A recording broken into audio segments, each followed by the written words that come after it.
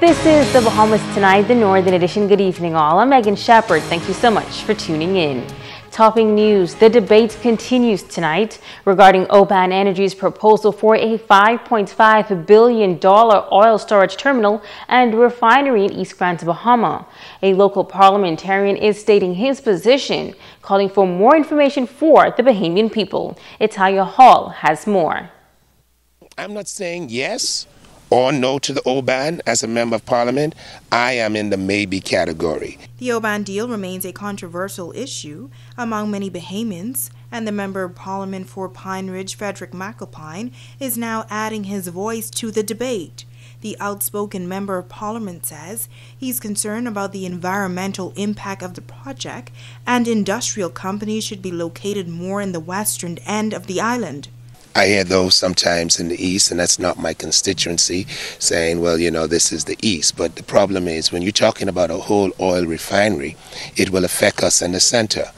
And I think sometimes you must also give consideration to zoning. Why do you want to have a former oil refinery in the western area, and now we're going to try to put one in the eastern area, and the rest of us in the middle? There's no way the emissions of that oil refinery will affect the air of Grand Bahama, the health of people in Grand Bahama, and perhaps even our water tablets. But McAlpine says he also understands that Grand Bahamians want and need jobs. You also got to bear in mind that we're talking about 600 jobs, if I'm correct, in 10 years. On the average, that's 60 people getting a job a year. And even when oil refinery, formerly known as Barco, now Buckeyes, when they were in their heydays, they were talking about at least 1,000 people or more working. And so all of these things we need to give into consideration. Does the end justify the means?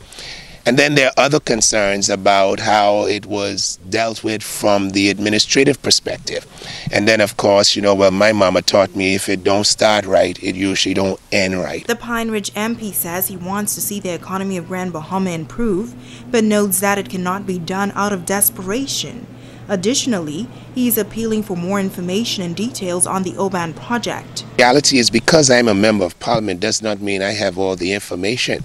That's one of the problems I often say with my colleagues. I don't mind. I don't sit around the cabinet table. I don't have a problem if I'm not given the information. I do have a problem, however, when the information is given to the car driver, given to the sweetie, given to the dog and the cat and the rat, and they've not been elected, and I've been elected, and I don't have the information. When I don't have the information, I look like a fool. McAlpine says he will continue to speak out on issues that impacts his constituents and the wider community. Why is it that we feel as members of parliament we have to have a one-track mind? That we must say yes sir, yes massa to everything. There are people with different views, and we must be able to respect the views. I don't even have to like what you say, but I will fight like hell for you to have the right to say it, as long as you're doing so in a decent manner. I want to be one of those, they say. I remember Frederick McAlpine's representation when he was the member of parliament for Pineridge. If he did nothing else, he spoke out and he was concerned about people. Reporting for ZNS Network News, I'm Italia Hall.